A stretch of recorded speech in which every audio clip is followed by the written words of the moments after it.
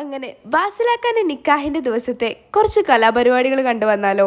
അപ്പോൾ ഇതിൻ്റെ വേറൊരു വീഡിയോ ചാനൽ അപ്ലോഡ് ചെയ്തിട്ടുണ്ട്, കാണാത്തവർ കാണാം.